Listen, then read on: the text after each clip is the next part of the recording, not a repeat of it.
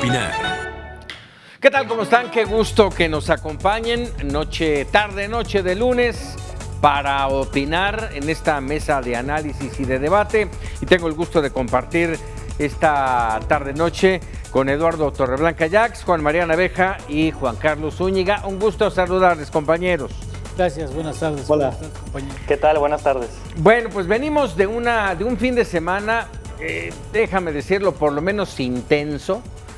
Hace exactamente 2 hablábamos de la marcha aquella en defensa del Instituto Nacional Electoral y bueno, por supuesto que generó disgusto en Palacio Nacional y vino la contramarcha celebrada ayer, 27 de noviembre, desde el Monumento al Ángel de la Independencia hasta el Zócalo capitalino, un poquito más allá de 4 kilómetros de recorrido, que normalmente en una marcha podría tardarse, ¿qué les gusta? 1 hora, caminando incluso tranquilitos, sin echarle muchas ganas. Bueno, pues ayer prácticamente hasta el momento en que el presidente subió al templete, fueron casi 6 horas.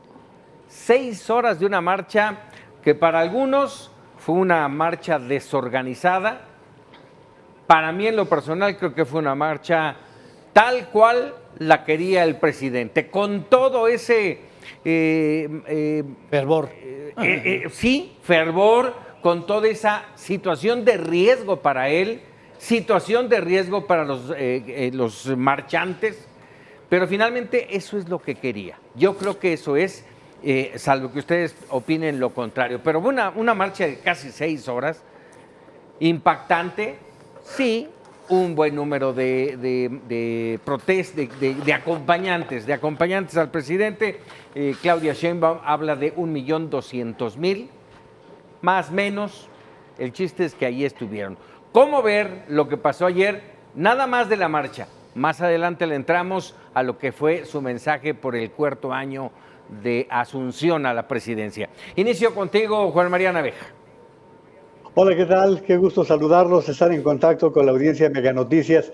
Creo que no hay sorpresa. A mí me parece que si habría que señalar alguna sorpresa fue que yo, la verdad, esperaba unos 2 millones de asistentes. Yo no creía que fuera 1.200.000, le creo a Claudia, porque si tomamos en cuenta las cifras del 13 de noviembre, de acuerdo a Google, que fueron cerca de 850.000 en la anterior, es de creer que más o menos por allí va. Lo que fue decepcionante es que no se llenó el Zócalo. Creo que ese es un mensaje que el presidente de la República tendrá que observar, porque él insistió mucho en el tema del Zócalo antes y después de lo del 13 de noviembre. Y en este mismo sentido, él había hecho ese reto: cuántos zócalos su movimiento podía desarrollar. Por otro lado, pues también lo que se esperaba, un despliegue de recursos impresionante. Hoy Darío Celis da cuenta de cerca de 1.800 millones de pesos el costo. Lalo traerá sus propios datos,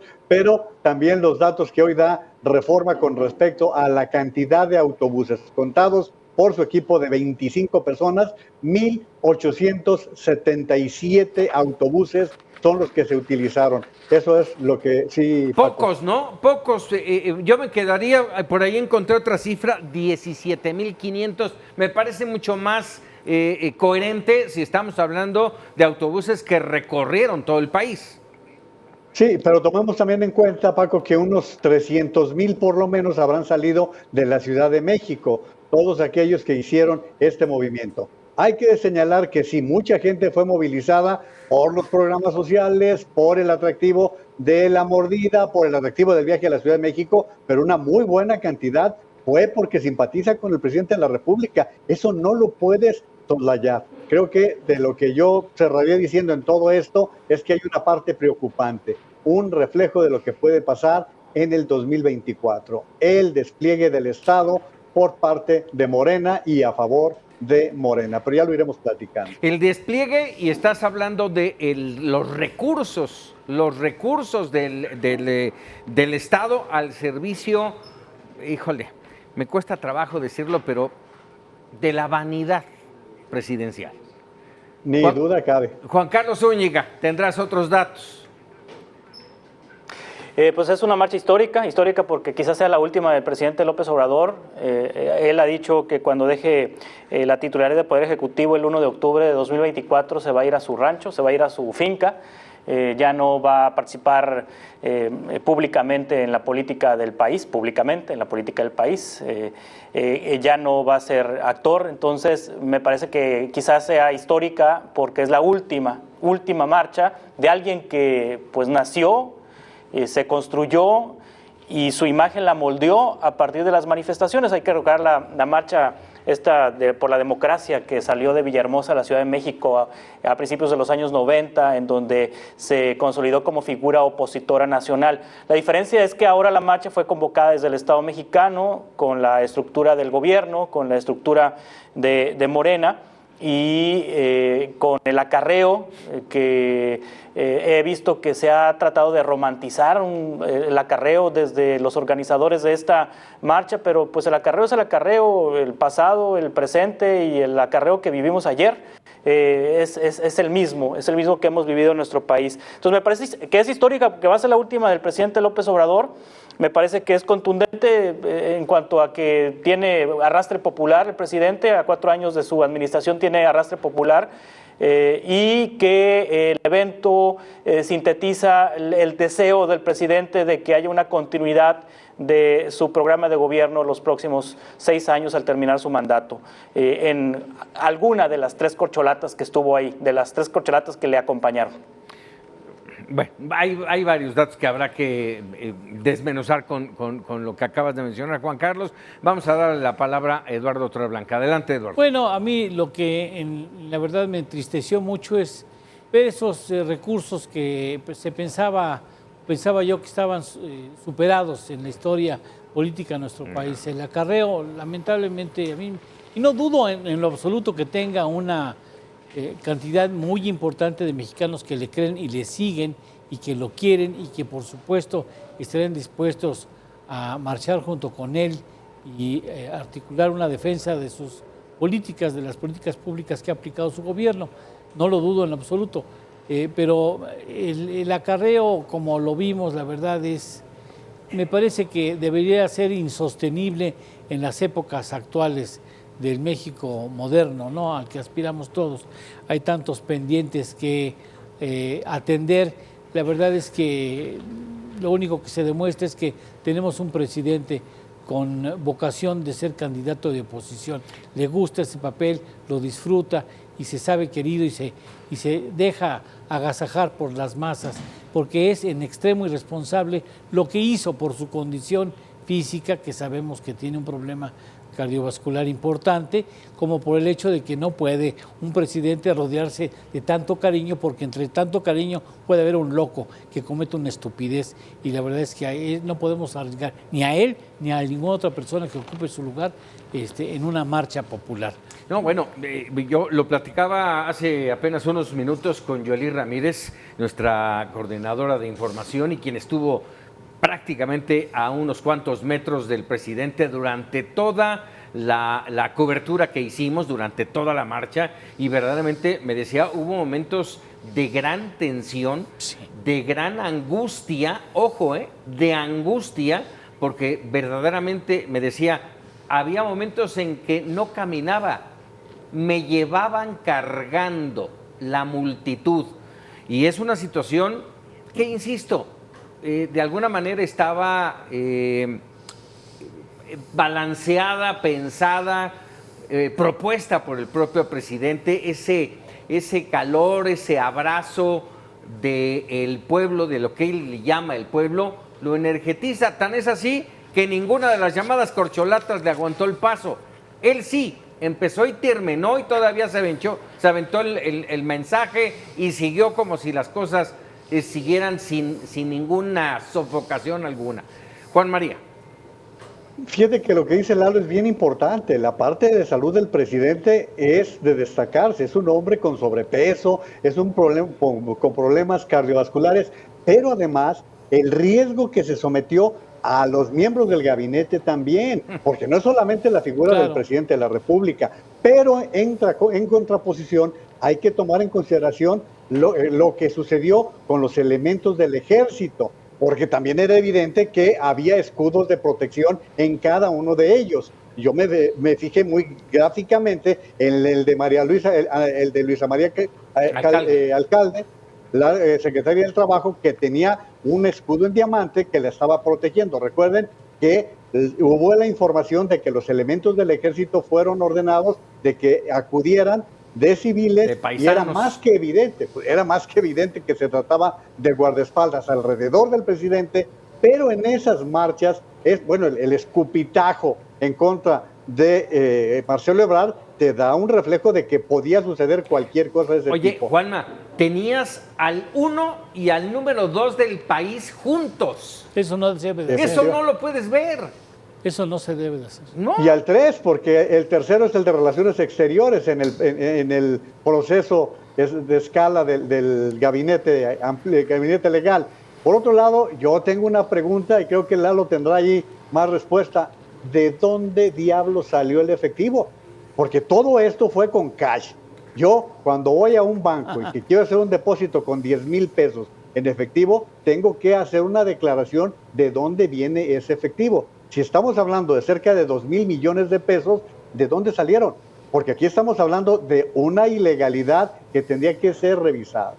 No, pero pues estás hablando de la administración, Juanma. Sí, ¿A quién le va a pedir cuentas? Siempre hay unos guardaditos ahí. Juan Carlos.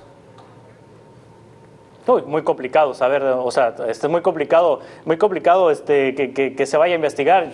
El efectivo es efectivo y no deja rastro, pero bien dice Juan María que se pide información en los bancos cuando se va a hacer un depósito de ese tipo, pero en este caso, pues, los gobernadores, presidentes municipales y dirigentes de Morena y dirigentes partidistas deben tener su efectivo ahí guardado para la movilización, porque pues hubo evidencia periodística en todos los rincones del país de que para movilizar a las personas se tuvo que pagar la renta de autobuses en efectivo y se tuvo que pagar la compra de comida, alimentos en efectivo y también la estancia en la Ciudad de México, exactamente.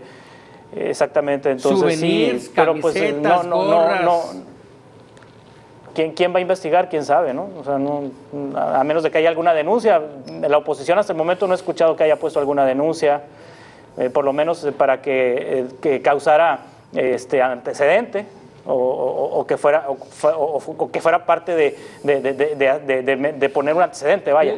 ¿Recuerdan ustedes algún desplante relativamente similar?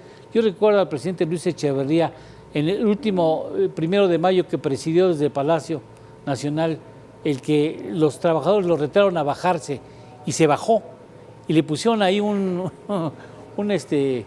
pues hay una especie de cubo ahí de madera en donde iba saludando a los trabajadores conforme iban pasando, y el Estado Mayor Presidencial se moría de coraje, porque eso no se puede hacer. No se debe, sobre todo no se debe de hacer, porque tenemos que cuidar a quien lleva los destinos del país. Claro. Definitivamente fue, y lo marcaba yo ayer, esto fue como el día del presidente, de aquellos presidentes, como bien mencionas ahora, Eduardo Torreblanca, de Luis Echeverría, todavía de López Portillo para atrás, en que el día del informe eran los confetis desde el Congreso hasta Palacio Nacional y la gente vitoreándolo, pero nunca cerca. Coche descubierto, pero la gente muy lejos del coche. Muy lejos. Ahora, nada más que eso sucedió el 1 de septiembre con motivo del informe, y como por ahí decía Juan Carlos, el informe del presidente fue el 1 de septiembre, no fue el día de ayer. Eso hay que puntualizarlo. Y recordando lo que decía Lalo, acuérdense que a Echeverría le tocó una pedrada en la UNAM. En la UNAM, sí. Pero bueno, ahora hablábamos de acarreados, hay que acotarlo, ya de alguna manera lo decía Juan Carlos y lo mencionó Eduardo Torreblanca, hay que ser también muy claros de que hay poder de convocatoria, la hay. Mucha gente, creo yo, que vino con lo que pudo porque quería estar al lado del presidente. En las imágenes se veía gente de la tercera edad arriesgando prácticamente la vida para tomarse una fotografía con el presidente. Y si hablábamos de que es un retroceso, hacia el priismo. Este es hacia el priismo con la mayor fortaleza y el mayor populismo que se tuvo, ¿sí? Y eso hay que valorarlo, porque para ganar el 24, esta es una demostración. Esto para mí fue como el inicio de campaña para el 24. No sé cómo lo ven ustedes. Sí. Bueno, la verdad es que no ha parado la campaña desde el 1 de diciembre de 2018. Desde entonces viene el proceso. Pero sí pensamos, Paco, en que esta fue una marcha como respuesta a la del 13 de noviembre. Por lo tanto, hay que ponerlas las dos en contexto. La desarrollada el 13 de noviembre fue con el propósito de defender la democracia, la libertad y al Instituto Nacional Electoral. Es decir, sí había un propósito que se logró. Se logró en el momento en que la reforma política prácticamente está aniquilada, a pesar de que hoy pasó en comisiones el proyecto del presidente de la República, que será discutido mañana en el Pleno de la Cámara de Diputados. La marcha de ayer del presidente de la República no tenía un propósito específico y pues mañana pasado pasará al olvido o quedará, como dice Juan Carlos, en la última marcha del presidente de la República, que ha encontrado en la marcha su forma de vida. Así es. Así es. ¿Algún comentario más, Juan Carlos, antes de pasar al tema del mensaje? Yo coincido con Juan María Naveja, no hay un tema, no tuvo un tema, sí fue una respuesta a la marcha del día 13 de noviembre, que hay que decir que fue un éxito la marcha del día 13 de noviembre porque no va a haber reforma electoral, es muy difícil que pase la reforma constitucional en materia electoral, vendrán ya las reformas a las leyes secundarias, pero también fue una demostración de músculo del presidente, de que el aparato de Morena está muy bien aceitado para las elecciones de 2024 y también a mí, bueno, yo sé que vamos a tratar el tema más adelante porque así lo platicamos temprano, pero también es una demostración de que la oposición no tiene y sigue sin figuras para contender contra Morena, al grado de que están recurriendo a los propios morenistas para una posible candidatura de oposición, y me refiero a Ricardo Monreal, que ayer Ricardo Monreal fue abucheado en esta marcha que hubo hacia el Zócalo de la Ciudad de México. Entonces, me parece que... Eso suena a caballo de Troya, pero efectivamente ya lo vamos a platicar un poquito más adelante, Juan Carlos. Y rápidamente, a ver, punto importante, el tema del mensaje. Mi primera pregunta, ayer hubo un mensaje que era por los 4 años de la toma de posesión. ¿Tendremos mensaje, otro mensaje, el 1 de diciembre? Pregunta. ¿Quién quiere decir sí o no? Entiendo que no va a haber ya, ¿no? Porque se sustituye. El mismo presidente dijo que adelantó al día 27 la actividad que tendría programada para el 1 de diciembre por el 4º aniversario de su asunción al poder. Entiendo que no va a haber ya algo especial el 1 de diciembre, Juan, ya lo hizo ayer, hasta donde tengo entendido. Juan María. Bueno, pues yo creo que dentro del mensaje parece que el presidente de la República con el tema de la reelección. ¿Quién trae el tema de la reelección en este momento? Fue lo primero que dijo. Pero a ver, Paco, ¿quién tiene en este momento el tema de la reelección? Es un tema que ni siquiera está en el firmamento, más de que en la cabeza del presidente de la República. Entiendo que la gente lo victorió durante el trayecto y le pedían que se reeligiera. No sé si es así lo que ibas a decir, Juan Carlos. Sí. Pero eso se lo escuché. De hecho, el presidente abre su mensaje diciendo y resumiendo los logros de ese gobierno y la gente empieza a decir reelección, reelección, reelección, y es cuando él hace pausa en el discurso y dice, no, somos maderistas, sufragio efectivo, no reelección. Él se va el 1 de octubre de 2024. Es a partir de que la gente le empieza a gritar, a menos de que pues haya sido sembrada, ha sembrado el coreo de reelección, pero me parece que fue algo más espontáneo que preparado. Ok. Pero lo dice tantas veces, lo comenta en tantas ocasiones, que yo estoy de acuerdo con ustedes, que fue motivada por los gritos, pero los mismos gritos se los hemos escuchado a Salinas de Gortari, a Zedillo, a Fox. Con todos los presidentes aparecen en determinado momento. Pero no con la vehemencia, no con la vehemencia. No, ahí sí no concuerdo mucho, Juan. Perdónenme, pero yo les puedo platicar. La diferencia aquí es que si la diferencia aquí es que si López Obrador se postulara, volviera a ganar, pues. O sea, esa es la diferencia con Salinas, con Cedillo, con Fox, con Calderón, con los anteriores.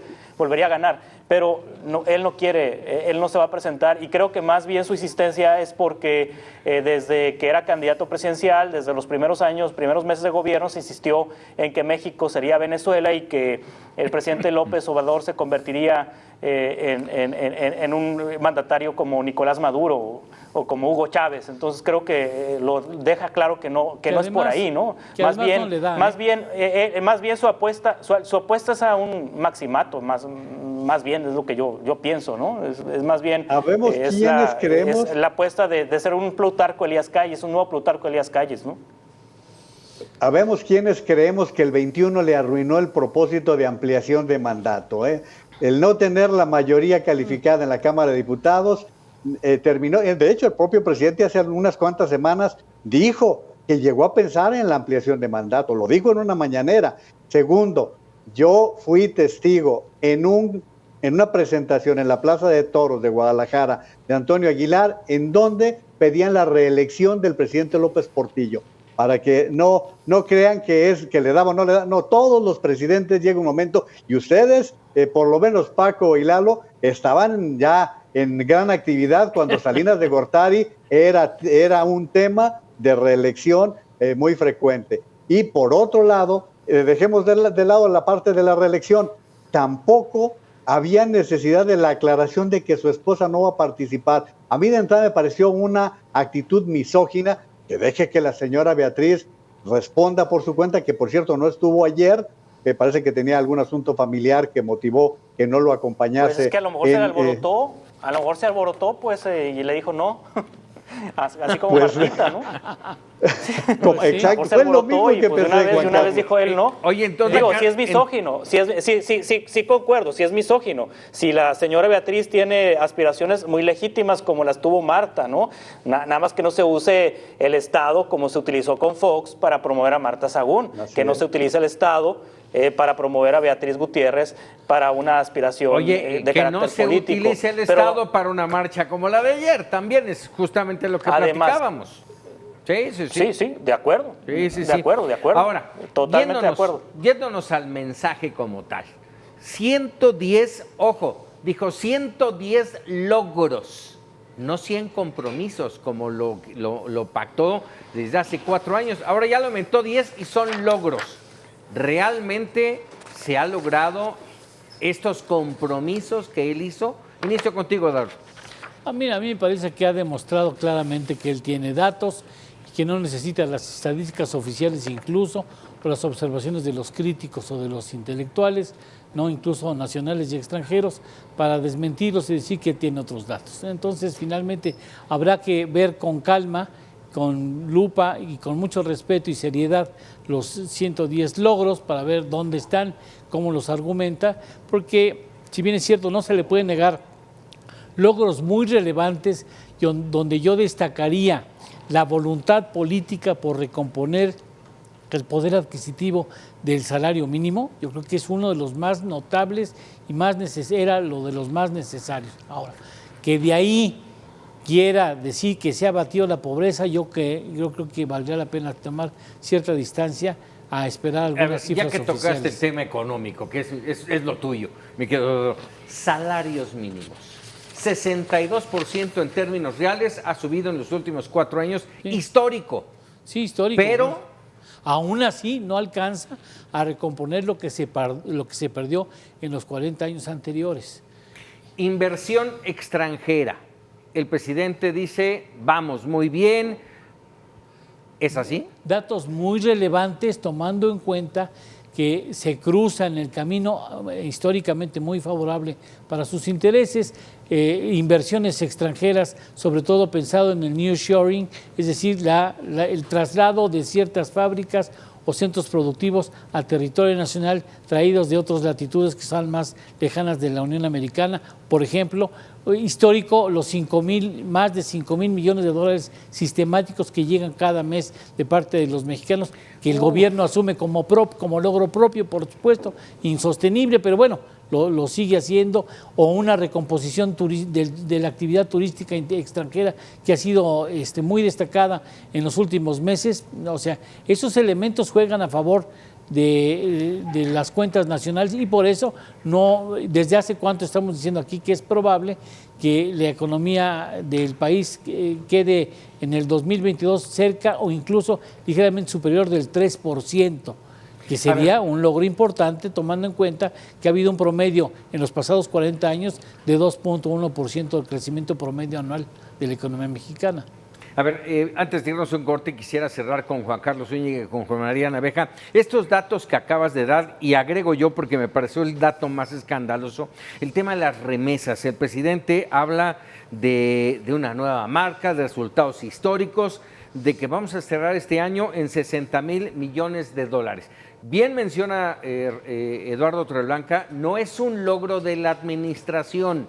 Lo que sí es un logro de la administración, según yo, es que haya un elevado número de mexicanos que han tenido que salir de México, que no es ningún logro, estar en Estados Unidos y mandar dinero para que la familia sobreviva. ¿Lo ves así, Juan Carlos? Bueno, siempre ha pasado esto, no es nuevo, ¿no? O sea, siempre han salido sí, pero mexicanos no lo presumes. en todos los sexenios. Bueno, hay una coyuntura. La pandemia de COVID-19 hizo que los mexicanos en el extranjero mandaran más dinero a sus parientes en nuestro país porque, hubo apoyos sociales en Estados Unidos extraordinarios, además de lo que ganaban ya en sus trabajos para las familias, y esto hizo que tuvieran más recursos los connacionales para enviar a nuestro país. Por eso se disparó el envío de remesas a México. Esa es una de las esa es una de las explicaciones, pero que sea logro de López Obrador, no, por supuesto, es crédito de los mexicanos que se han ido y la suma de todas las administraciones que han contribuido a la desigualdad en nuestro país. Yo quisiera sobre el discurso, la gran ausencia del discurso de ayer fue el tema de seguridad, que creo que... Juan, no te me salgas, porfa, porque el tiempo se nos va encima. Ahorita regresamos con el otro tema. Juan María Naveja. Bueno, yo siempre he dicho que las remesas son dinero de sangre, pero aquí también hay que escarbarle un poquito. No nos toca a los periodistas hablar bien de los gobiernos, ni de este ni de ninguno. Por lo tanto, vamos a desmenuzarle parte de lo que decía Lalo. Las remesas, todavía no sabemos qué cantidades pueden ser lavado de dinero. Cada vez crece más el rumor en torno a que se está lavando una buena cantidad de dinero por la vía de remesas. 1. 2. Sí, hay un importante crecimiento en la inversión extranjera, pero Lalo tiene más información que yo para todo esto. Esa inversión extranjera no es predominante en fierros, es reinversión.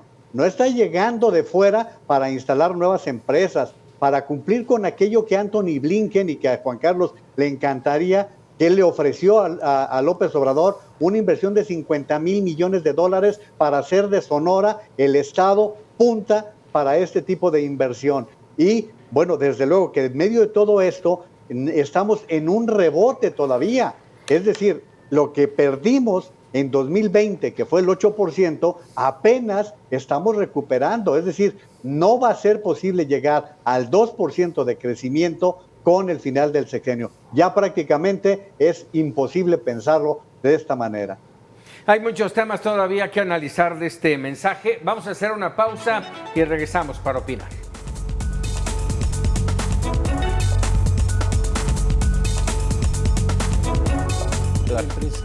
Bueno, pues seguimos aquí para opinar. Y ibas a hablar, me quedo Juan Carlos, o vas a hablar, como de hecho vamos a hacerlo, y te lo pregunto, el presidente decía ayer que hoy por hoy México es un país más seguro.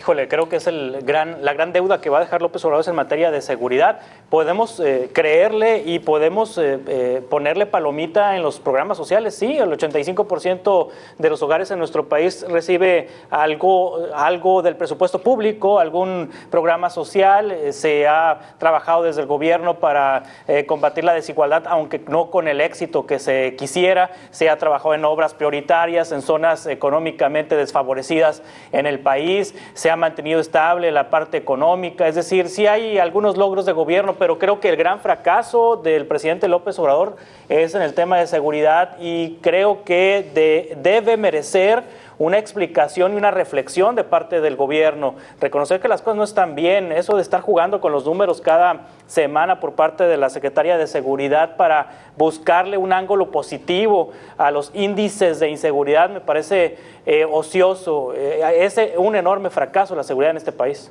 Así es, 34,000 homicidios y feminicidios entre 2019 y 2021, según cifras de este grupo interinstitucional del gobierno federal. Y bueno, al presidente se le están olvidando las masacres, los homicidios dolosos, las balaceras, todos los días en todo el territorio, Juan María. Nada más 213 muertos este fin de semana, o sea, vamos calculando en que ya rebasamos los 135,000 homicidios dolosos, seguimos con 11 feminicidios todos los días, es decir, en seguridad, lo dice, por ejemplo, las organizaciones que hacen los recuentos, que no hay delito en el país en el cual podamos cantar victoria, es decir, sí, como dice Juan Carlos, va a ser uno de los grandes pendientes que va a dejar el presidente de la República, la inseguridad. No se ha logrado vencer durante esta administración. Decía el presidente sobre este tema, si no logramos tener un país seguro, no se va a concretar la llamada cuarta transformación. Eduardo. Mira, a mí de lo más triste, independientemente que el presidente omita por comodidad o por tranquilidad propia, ese tema que es tan espinoso y tan poco favorable a su gestión, ¿no? Independientemente de eso, ¿sabes qué se me hace más triste? Que nos hemos acostumbrado los mexicanos, las familias mexicanas hemos consentido que eso suceda en el país y no hemos exigido a las autoridades en los distintos niveles a que cumplan con un deber fundamental, porque imagínate, a mí se me hace inconcebible que aún en las circunstancias en que se encuentra la República Mexicana, porque ya es la República Mexicana, salvo quizás Yucatán, que se pueda salvar un poco y sea uno de los estados más estables y más seguros de la República Mexicana, lo demás pues está en una sorpresa, en un Jesús en la boca permanentemente. Eso tiene un costo económico, pero por supuesto que tiene un costo económico. El hecho de que haya solicitudes de paso, de piso y de paso, también tiene un costo en los precios y también en la actividad económica. Y eso no lo estamos midiendo o no lo estamos midiendo con seriedad, pero sobre todo lo hemos permitido. En las familias mexicanas somos parte del Estado y deberíamos de reclamar que este país no esté ingresando a circunstancias, a espirales cada vez más negativas en materia de seguridad. Aquí en Mega Noticias siempre hemos subrayado que una sociedad mejor informada toma mejores decisiones y por ello justamente tratamos siempre de estar contrastando lo que nos dicen nuestras autoridades con la realidad. Ayer el presidente hablaba del tema de salud, del sistema de salud, de ese que dijo que tendría que ser como Dinamarca y se ha ido pausando la llegada a ese nivel. Ahora dice que para cierre de su administración. Pero me llamó poderosamente la atención cuando empezó hablando de este tema y dijo, enfrentamos la pandemia con dolor, pero con eficiencia. Estamos hablando de que México es uno de los 5 países con más exceso de muertes, de mortalidad registradas en el mundo. Y los médicos. Claro. Y los médicos, por supuesto, todo el personal médico que falleció durante la pandemia. ¿Cómo dimensionar el tema de la salud? ¿Cómo contrastar lo que nos dijeron ayer con la realidad? Juan Carlos Zúñiga. Bueno, se compensa con que México fue líder y ha sido líder en vacunación. Creo que de alguna manera ningún país estaba preparado para enfrentar la pandemia y se dieron bandazos al principio y todos los países vivieron esos bandazos. Y cuando se metió la parte ideológica en el tema científico con el doctor Hugo López-Gatell, bueno, creo que se cometieron errores que costaron muertes, pero también hay que considerar que nuestro país es un país enfermo, es un país con enfermedades crónico-degenerativas que la pandemia provocó eso aceleró las muertes. ¿Por qué? Porque los recursos de salud se abocaron a atender la pandemia y se descuidaron otros padecimientos, y al final, si a esas personas les daba COVID, bueno, si ya tenían diabetes, si ya tenían enfermedades del corazón, el COVID les agravaba y por eso hubo una mortalidad alta. Pero creo que no debemos dejar de reconocer que la parte de la vacunación, México fue líder. En un principio fue de los primeros países que vacunó. Yo también. Fue de los primeros países que vacunó. Adelante. No, yo creo, con todo respeto a la posición de Juan Carlos, que lo que ha caracterizado esta administración es una desarticulación de lo que tanto y también se hizo en materia de vacunación. De que fuimos sorprendidos por el COVID, ciertamente, pero bajamos absolutamente la guardia, comenzando con los presupuestos destinados al sector vacunación, que en muchas ocasiones bajaron, en algunos años bajaron más del 50%, y prácticamente se olvidó de la vacunación de otros padecimientos a la niñez mexicana, a tales extremos que hoy tenemos un serio problema para conseguir algunas vacunas en el país, y habrá que reconstruir lo que bien se armó y que dio tanto lustre a México en materia de vacunación a nivel internacional. Juan María. Diría el perro Bermúdez, era suya y la dejó ir. Este era el tema con el cual López Obrador se pudo convertir en el mejor presidente de la historia. Y sin embargo va a pasar como uno de los peores carniceros de la historia de la humanidad. Cerca de 750,000 muertos, entre los que murieron por COVID y por enfermedades colaterales. Y decías, Paco, abrió diciendo, tratamos con dolor. No, lo trató festivo, invitando a salir a comer, invitando a abrazarse. Y luego la parte científica que bien tocaba Juan Carlos. A ver, no nos agarró por sorpresa, por el contrario, fuimos uno de los países privilegiados que tuvo 5 o 6 meses para preparar el problema. ¿Y qué fue lo que se hizo? Se le vendieron los equipos quirúrgicos a China, que luego se debieron comprar. Y con sus propias cifras, ¿qué fue lo que dijo López-Gatell? 60,000 muertos sería catastrófico. Y sí, sería catastrófico para un país en el que tenemos el promedio de edad de 29 años y esta es una enfermedad de viejos. Este era un problema para los viejos. Primer lugar en el número de médicos y personal sanitario muerto. Primer lugar en niños huérfanos en el mundo. Y estamos entre el tercer o cuarto lugar con el mayor número de fallecimientos. Es decir, no perdamos de vista que a López Obrador se le ubica entre los 5 presidentes que peor gestionaron el tema de la pandemia. Pero esto es el COVID. A ver, vamos hablando, ya que hablan ustedes de las vacunas. ¿Cuánto tiempo tenemos con problemas de vacunas para los niños? Ni la triple llega, que el año pasado no hubo suficientes contra la influenza. Es más, ahorita no hay suficientes vacunas contra la influenza. Vamos con el Seguro Popular. ¿Qué problemas ha derivado el haber desaparecido el Seguro Popular? Y sí, el diagnóstico ya lo sabíamos, no era ninguna novedad que teníamos enfermedades crónicas. Lo dijo el propio López-Gatell. Entonces, ¿por qué no actuaste en consecuencia? Es decir, el tema de salud lo vamos a arrastrar porque hoy todavía los medicamentos no llegan, todavía seguimos teniendo serios problemas de COVID por las secuelas. Habrá personas que vayan por la vida, lo que le resta de existencia, con problemas del COVID. Y podía seguirle, pero prefiero ahí parar. Sí, gracias Juan María. Tenemos todavía 3 temas. Me gustaría darle una vuelta a cada uno de los temas y no quedarnos con nada. Si les parece... bueno, ya tocamos someramente el tema del mensaje. Solamente pediría una pregunta más a cada uno de ustedes para hablar. El presidente destacó el humanismo mexicano, ¿sí? Así describe el presidente el modelo de su gobierno, porque ve por todos, principalmente por los pobres. ¿Cómo ver este señalamiento del presidente? Inicio de nuevo contigo, con María.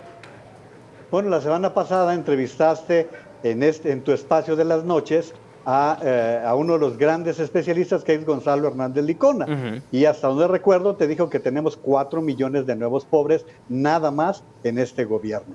Que somos un país sumamente empático, sí, eso no es nuevo, siempre lo hemos sabido, pero este no es un gobierno empático, ni el presidente es un hombre que le caracterice la empatía, y lo hemos visto, bueno, pues para no abundar mucho y darle tiempo a mis compañeros, pues veamos lo que sucedió. Acaban de asesinar a un general y pues ni siquiera apareció el presidente de la República, como no ocurrió con los marinos que también cayeron en el cumplimiento de su deber.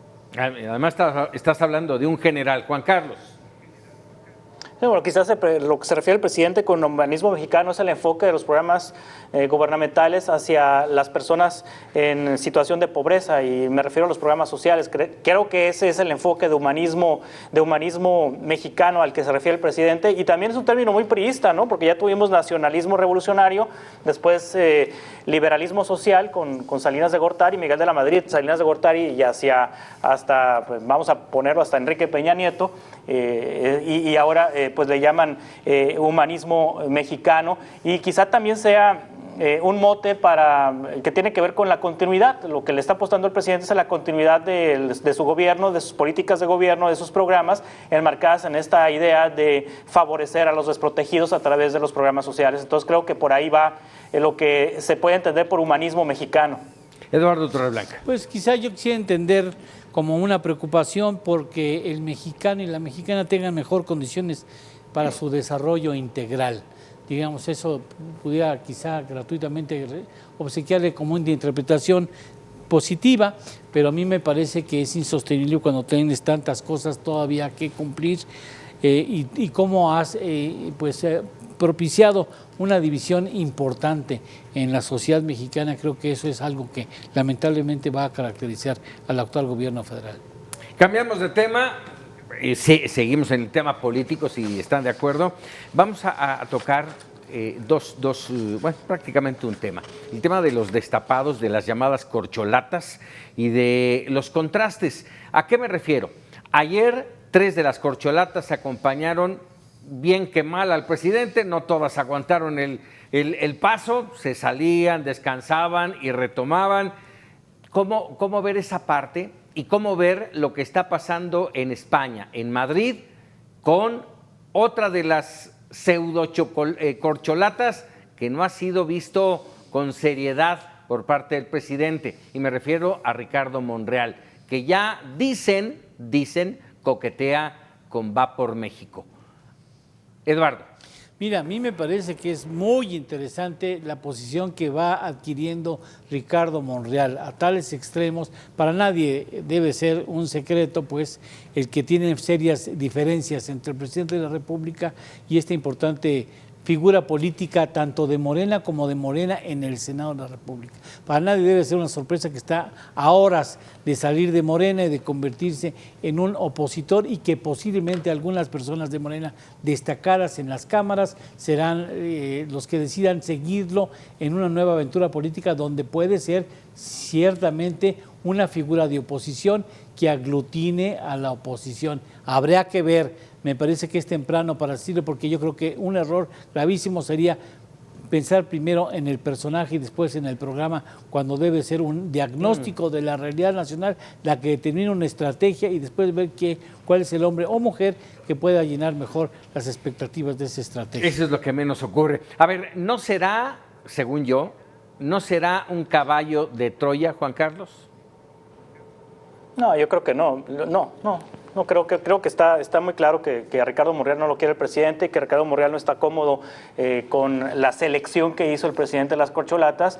A mí lo que me parece más grave es que, y más puntual y más claro, es que la oposición no tiene figuras y tiene que estar recurriendo hasta las propias figuras de Morena para encabezar o querer encabezar una posible alianza opositora. Es decir, son malas noticias para la oposición tener que recurrir hasta a alguien de Morena, como Ricardo Monreal, que viene de las filas del presidente Andrés Manuel López Obrador para una posible candidatura presidencial. Se lo dijo el coordinador de los diputados del PRD en San Lázaro, que el PRD ya le ofreció, y citó a Jesús Zambrano, le ofreció la posibilidad de ser candidato del PRD a la presidencia en esta alianza de Va por México, que sería una propuesta del PRD. Santiago Krill se desvivió en elogios para Ricardo Monreal, siendo Santiago Krill también aspirante a la candidatura presidencial, y Ricardo Monreal se ha dejado apapachar. Claro. Vamos, El discurso de Ricardo Monreal en el evento que tuvo hace unos días, el evento que tuvo hace algunos días, su discurso de oposición está más bien estructurado que el de la propia oposición.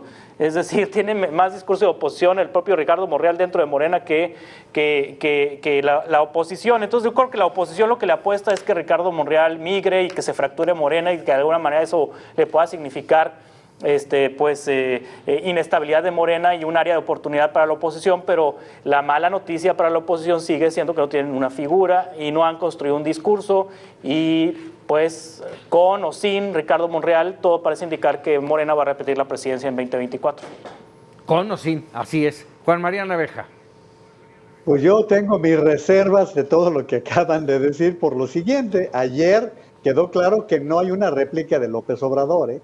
Ninguno le aguantó el paso. Nadie. Con los pretextos que ustedes quieran, pero era de sentido común mantenerse al lado del presidente de la República hasta que el viejito de 69 años llegase o no llegase al Zócalo de la Ciudad de México. El presidente tuvo coche al alcance durante todo el recorrido y se negó a tomarlo, cosa que sí hizo Claudia y cosa que sí hizo Marcelo Ebrard, y el secretario de Gobernación, ¿no?, se fue en moto.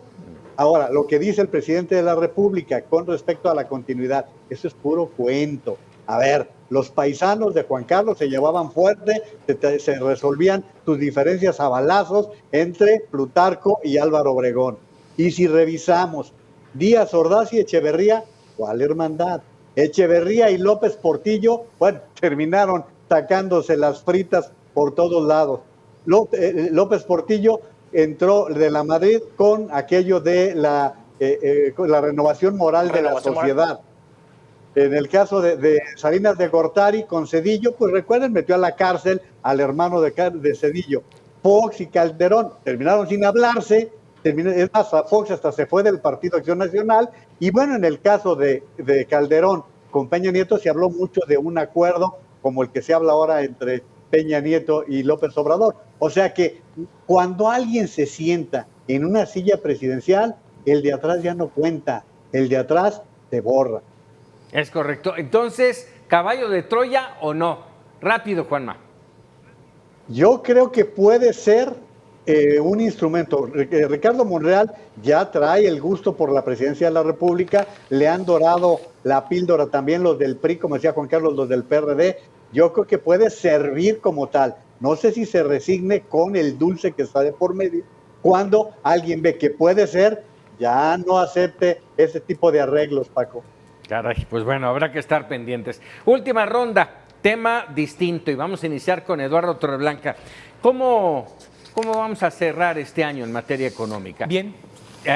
Por eso era justamente la pregunta. Bien, todo indica que los datos que trae el INEGI, datos oficiales, y no quiero pensar que han sido manipulados, los datos oficiales hablan de por lo menos un crecimiento superior a 2.8%, según el comportamiento de los últimos 9 meses es de 2.8%, el comportamiento de los últimos 12 meses de 4.3%, las remesas, el turismo, la llegada de capital extranjero, que es en 45%, chequé el dato, 45% es nueva inversión, el nearshoring famoso, los pendientes que tenemos, por supuesto, la actividad turística internacional, todo la exportación que sigue creciendo a ritmos de 18, 19%, son datos importantes. ¿Por qué? Porque se destapó el consumo a nivel internacional, porque Estados Unidos nos demanda cada vez más recursos, por eso está creciendo tan fuerte. También está creciendo muy fuerte el déficit comercial, 27,000 millones de dólares, nunca antes en esos niveles. Entonces yo creo que cierra bien el año por todos estos elementos que yo señalo.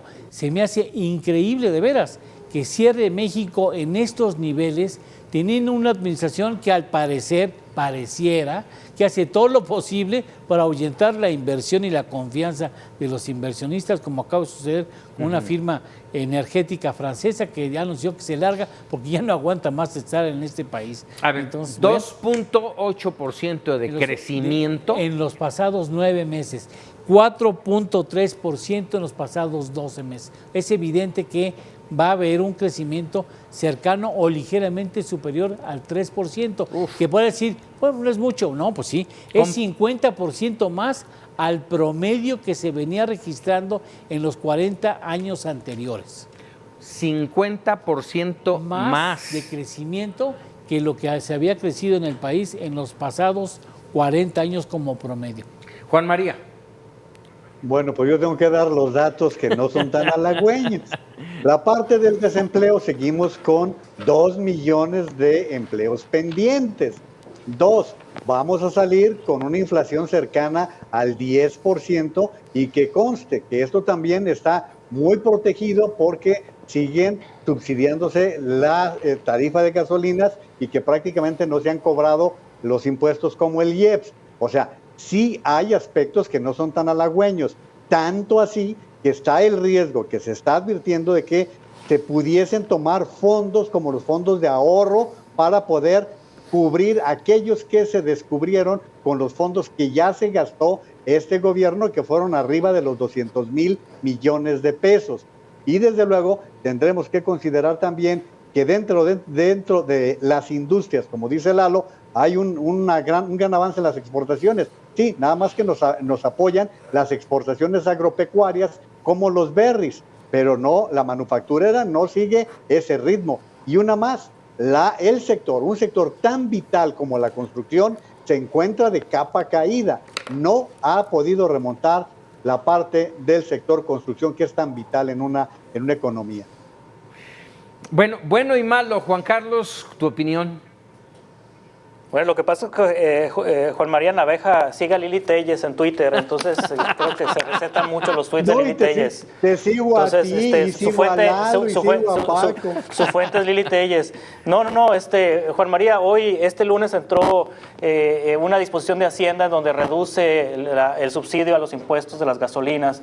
Creo que hay que reconocerle a la Secretaría de Hacienda de este gobierno que ha sido seria. Reducen ya, o sea, empieza ya a bajar, ya no están, ya están cobrando el impuesto.